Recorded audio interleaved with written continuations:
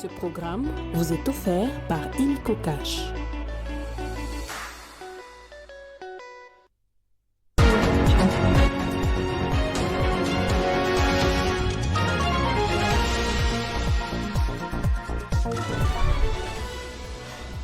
En Ituri, plusieurs blessés et d'importants dégâts matériels, 11 morts, c'est le bilan provisoire d'une attaque des ADF MTM au village Ndimou en territoire d'Irumu la nuit du lundi à ce mardi. Les victimes ont été exécutées au moyen des armes blanches et d'autres brûlées alors qu'elles dormaient. Élection du bureau définitif à l'Assemblée nationale. Modeste Bahati a finalement retiré la candidature de son fils Serge Bahati au poste de questeur au profit des Chimènes Polipoli de Malembankolo. Plusieurs députés avaient promis les votes sanctions contre les fils des Bahati Mbosso et Caroline Bemba, dénonçant les népotismes dans la désignation des candidats. Au Sénat, c'est la rentrée. La première plénière s'est tenue ce mardi avec les nouveaux élus. Une plénière présidée par le secrétaire général de l'administration sénatoriale, au cours de laquelle le bureau provisoire de la Chambre haute du Parlement a été installé. Nouveau journal sur Télé 50, bienvenue à tous. Des hommes armés aux apparences des territoires ADF MTM ont attaqué dans la nuit du lundi à ce mardi le village Ndimou dans la chefferie Walese Vonkutu en territoire d'Irumu dans la province de l'Ituri. Selon la société civile locale, les bilans provisoires de cette attaque est des 11 morts. Certaines victimes, a-t-elle fait savoir, ont été exécutées au moyen des armes blanches et d'autres brûlées alors qu'elles dormaient. Outre les morts, l'on signale également des disparus, des blessés et d'importants dégâts matériels. Et le ministre de la Communication et Médias, porte-parole du gouvernement, vient d'atterrir à Goma, dans le Nord Kivu, ce mardi dans la soirée. C'est pour commémorer la mémoire des victimes du bombardement du camp des réfugiés de la semaine dernière. En quoi Patrick Mouyaya, un message fort à l'endroit du monde sera lancé lors de ses obsèques ce mercredi. Exactement. Vous savez ce qui s'est passé depuis plusieurs jours.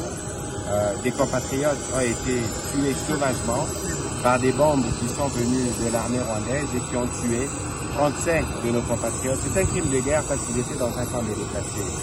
À côté du gouvernement provincial, le gouvernement de la République apporte depuis les premiers jours l'assistance qu'il faut aux familles des victimes. Mes collègues de droits humains et de la solidarité des affaires humanitaires sont là. Je viens moi-même en appui parce que demain c'est une journée de deuil, une journée de célébration pour tous les compatriotes qui ont été touchés. 35, c'est un événement national pour lequel je me devais de faire les déplacements comme membre du gouvernement pour venir témoigner de l'appui du gouvernement et de la compassion pour toutes les familles éplorées. Et donc demain, nous serons au stade des lieux prévus pour les funérailles et nous espérons que tous seront vêtus de noir en signe de soutien et de compassion à ces compatriotes qui sont touchés, parce que c'est toute la République démocratique du Congo qui est touchée par ces bombes. 35 personnes, c'est trop, vous le dites. Quel message? Sous pression des élus, Modeste Bahati Lukwebo capitule et retire la candidature de son fils au poste de questeur pour le bureau définitif de l'Assemblée nationale au profit des Chimènes Polipoli de Malembankolo. Ce désistement intervient après les dépôts contestés de la candidature de son fils. Plusieurs députés nationaux ont promis les votes sanctions contre les fils des Bahati, Mbosso et Caroline Bemba, dénonçant les népotismes dans la désignation des candidats. Après l'Assemblée nationale, le Sénat a ouvert ses portes ce mardi au cours de cette première plénière présidée par le secrétaire général de l'administration sénatoriale. Le bureau provisoire de la Chambre haute du Parlement a été installé. Ce bureau provisoire aura pour mission de valider les pouvoirs des sénateurs et d'installer le bureau définitif. Quatrième législature de la Troisième République, les sénateurs de cette mandature ont participé ce jour à la session inaugurale de la Chambre haute du Parlement. Élus provisoirement à l'issue des derniers scrutins, organisés par la Commission électorale nationale indépendante, les sénateurs ont de prime abord été hier identifiés et enregistrés à l'hémicycle. Ce mardi, ils ont procédé à l'installation du bureau d'âge conformément à la loi composée des 3 membres, dont les doyens d'âge et les 2 benjamins de tous les sénateurs proclamés élus à titre provisoire. Conformément à l'article 114 de la Constitution, ce bureau a pour mission la validation des pouvoirs de nouveaux élus, l'élaboration et l'adoption du règlement intérieur, l'élection et l'installation du bureau définitif. La Commission électorale nationale indépendante CENI a dévoilé les résultats de l'élection des sénateurs organisée dans 20 provinces de la République, permettant ainsi de connaître 84 sénateurs de la nouvelle législature. Les autres sièges restants, soit 24, seront pourvus après la tenue de l'élection dans les provinces du Kwilu, Ituri, Nord Kivu, Nord Ubangi, Mai-Ndombe et Équateur. Et puis la majorité des députés du Congo central fustige le comportement belliqueux de M. Guy Bandou, gouverneur sortant et candidat malheureux, lors des dernières gouverneurales. Ces élus l'ont dit dans une déclaration politique et ils ont profité pour réitérer leur soutien au ticket gagnant Grâce Bilolo et Prosper Della, élus le 29 avril dernier. Les députés provinciaux du Congo central ainsi que toute la population ne jure que sur le succès du deuxième mandat du chef de l'État, son Excellence Félix Antoine Tshisekedi Tshilombo, contrairement à ce qui se distille dans les réseaux sociaux et certains médias par une frange de politiciens en perte de vitesse et mal intentionnés. Nous affirmons à haute voix et avec toute responsabilité que les élections du 29 avril 2024 se sont déroulées dans toute la transparence et en toute crédibilité, car cela n'a heurté aucune disposition légale en la matière, et ce, conformément à l'article 58 de la loi électorale en vigueur. Dénonçons et condamnons avec rigueur le comportement belliqueux de M. Guy Bandou Ndungidi, gouverneur sortant et candidat malheureux aux dernières élections du 29 avril, qui, dans sa sale besogne et pour les intérêts d'un petit groupe de commanditaires basés à Kinshasa et ennemis de la province, veut réduire en néant tous les acquis de la République démocratique du Congo et ceux de notre province du Congo central, en voulant, pour satisfaire son appétit véreux, discréditer et mettre en mal l'organisation des élections démocratiques de notre pays. Attirons l'attention de tous que les résultats de ces élections demeurent l'expression de la volonté du peuple Mukongo. Autre chose, lancement de l'examen national des fins d'études professionnelles, 4e édition par la ministre de la formation professionnelle Antoinette Kipoulou Ambojimai au Kasaï-Oriental. Des évaluations qui se consolident et qui attirent de plus en plus des finalistes, soit 63 000 participants cette année. Objectif, rendre compétitifs les finalistes au niveau régional, continental et international. De l'aéroport de Bipemba, le cortège de la délégation conduite par la patronne de la formation professionnelle et métiers s'ébranle vers la salle polyvalente de l'hôtel Métropole où les apprenants finalistes l'attendaient impatiemment. Devant la gouverneure, le ministre provincial de l'éducation ainsi que du secrétaire général à la formation professionnelle et métiers, la ministre de la formation professionnelle Antoinette Kipoulou Kabenga a lancé solennellement les épreuves de la hors-session prévues du 13 au 26 mai 2024 sur toute l'étendue du territoire national. Dans son discours, elle a évoqué l'institution de l'ENFEP comme une réforme importante avant d'exprimer sa gratitude au président de la République, Félix Antoine Tshisekedi. Cet accroissement des effectifs des participants est le résultat d'octroi des arrêtés agrément aux centres professionnels privés et la création des centres publics conventionnés. Cela constitue un motif de fierté pour moi, d'autant plus qu'il se dégage une augmentation sensible. Cette progression s'explique par un bon climat de confiance entre mon ministère et ses nouveaux partenaires d'une part, et d'autre part aux réformes initiées depuis mon avènement à la tête de ce ministère en avril 2021. Après 4 éditions, l'examen national de fin d'études professionnelles se consolide et attire de plus en plus de finalistes, soit 63 millions de participants pour cette année. Des chiffres jamais atteints depuis la première édition de 2021, dénommée Félix Antoine Tshisekedi Tshilombo. Il s'est tenu à Nairobi au Kenya du 9 au 10 mai dernier la conférence de la société civile en prélude du sommet des Nations Unies qui se tiendra à New York aux États-Unis au mois de septembre prochain. Au cours de ces assises, le rassemblement des jeunes patriotes qui dirige Diersingimbi Kinkela a fait entendre la voix de la RDC en dénonçant la guerre entretenue par le Rwanda via les M23.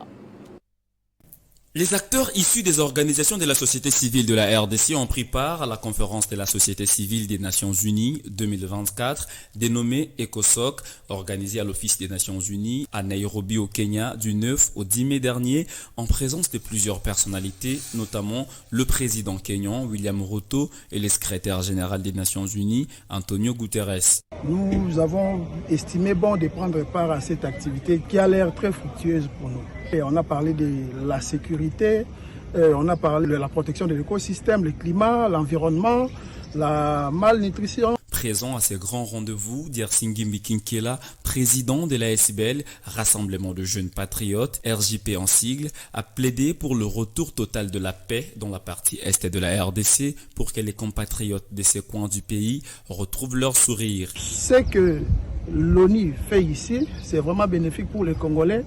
Et je pense que les Congolais tireront bien leur profit quand on parle de la paix, quand on parle de la malnutrition. Parce que là où il y a la guerre, il y a la malnutrition. Là où il y a la guerre, les taux de mortalité infantile augmentent.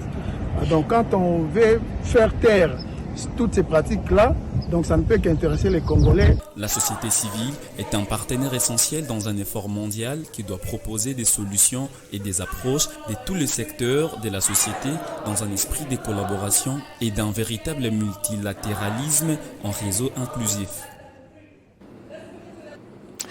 Et lors de sa visite dans la région sud, dans les Grands Katanga, le directeur général des lignes maritimes congolaises, Jean-Claude Mukendi Mbiya Mwenza, a galvanisé les agents et cadres de ces géants des mers pour que les plans de relance 2023-2027 réussissent avec brio. Ces derniers ont été réceptifs et ont promis de travailler pour le bien-être des LMC.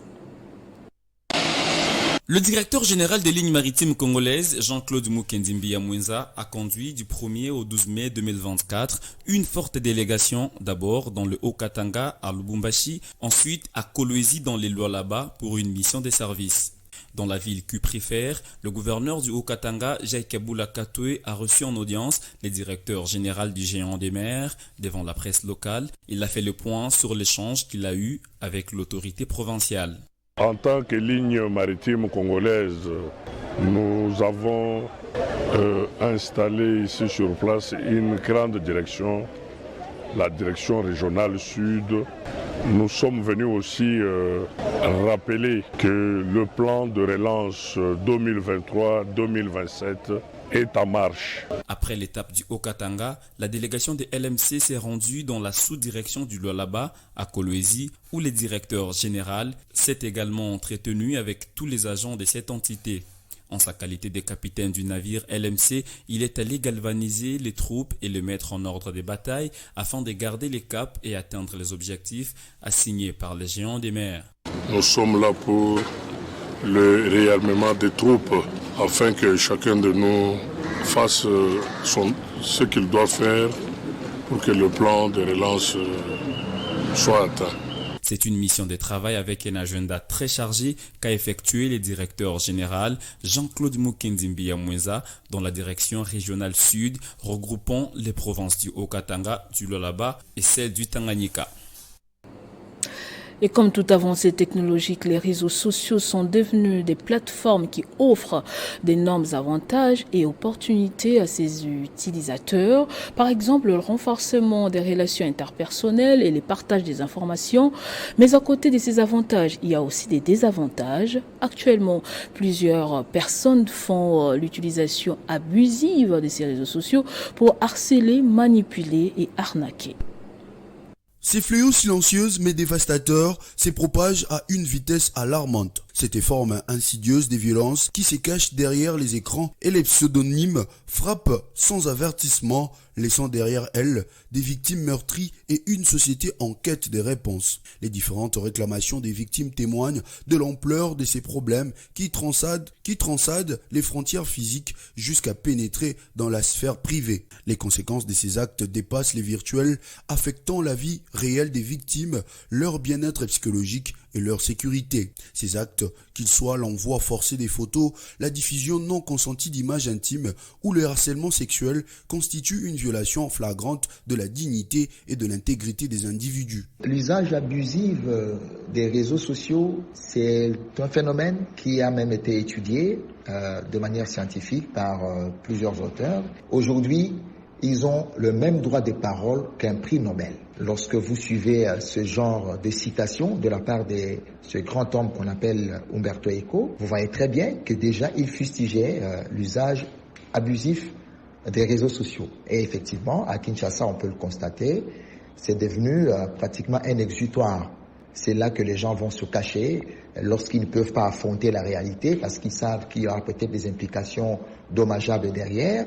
Ça constitue aujourd'hui un paravent, voilà, un exutoire où les gens peuvent s'exprimer comme ils veulent parce qu'il n'y a pas de sanctions, parce qu'ils savent qu'on ne les voit pas nécessairement, on ne peut pas les contrôler. Au regard de ces nombreux méfaits, il revient à l'État congolais de prendre des mesures de sensibilisation et une bonne réglementation dans les secteurs numériques.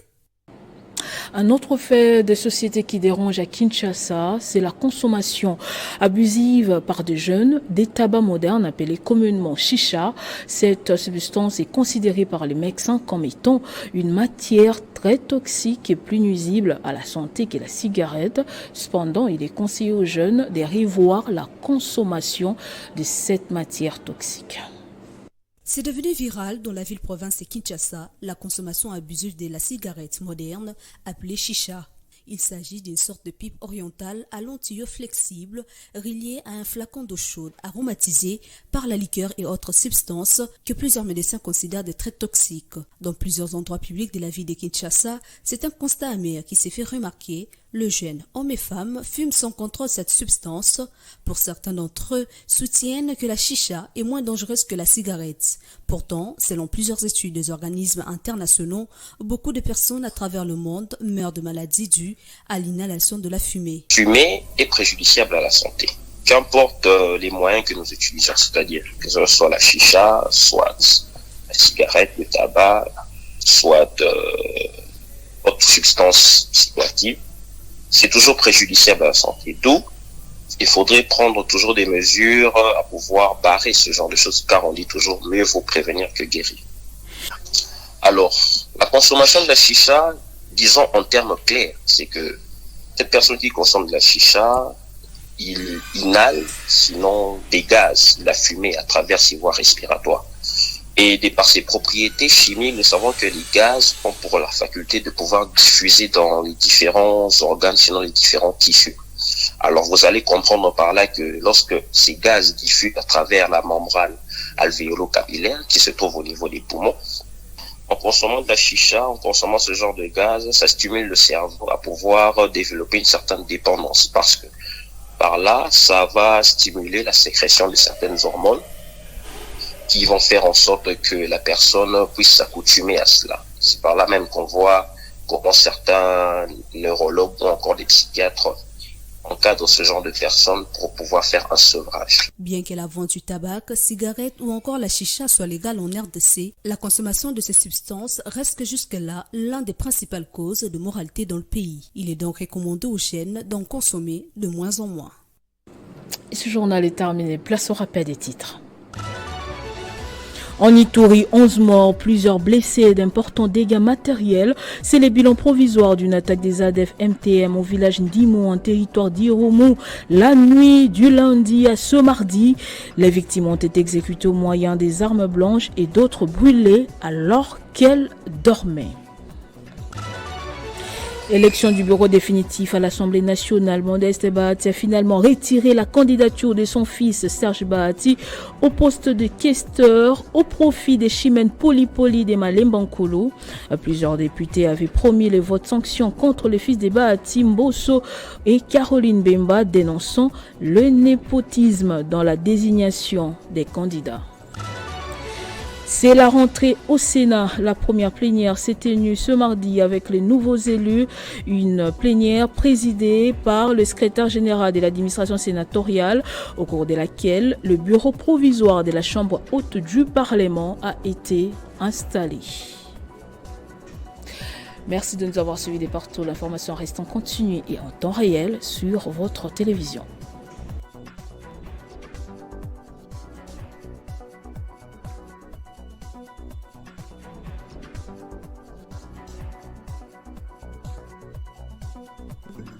Retrouvez toute l'actualité en continu sur www.tele50.cd.